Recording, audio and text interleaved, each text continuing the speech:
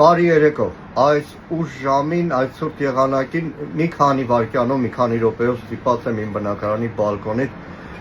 ձեր ժամանակը խլել մի կարևոր հարցով, որ այս պահին սոցիալական մեդիայում վստահ եմ շատ-շատերի աչքին զարն է։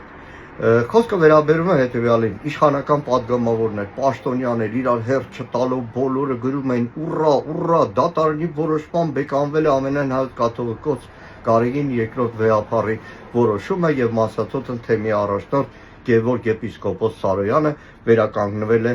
իր պաշտոնին։ Մի քիչ տարօրինակ էր առաջին պահից, չէ՞ որ ասում էի լավ, ամսի 15-ին էր,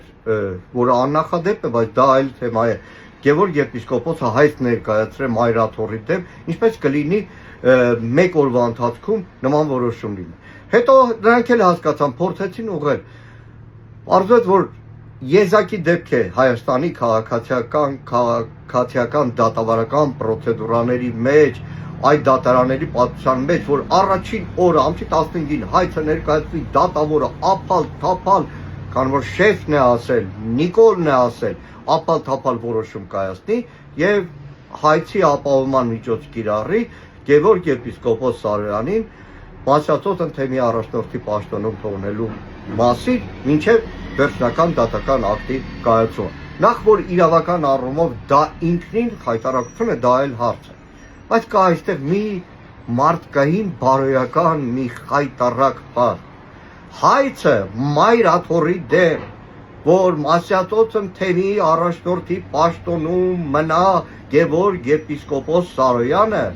հայցը ներկայացրել է Արման Վոլոդիայի Սարոյանը։ Իսկ գիտեք ով է դա։ Գևորգ եպիսկոպոսն է, երբ որ մինչև օծումը կրել է անուն,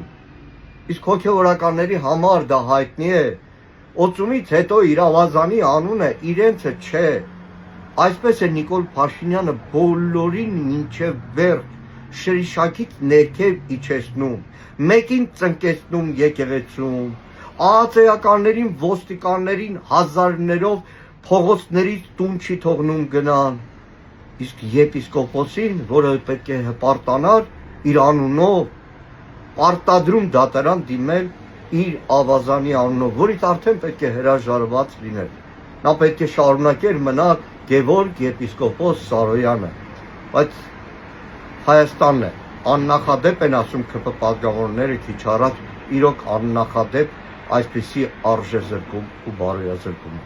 Լավ լինեք։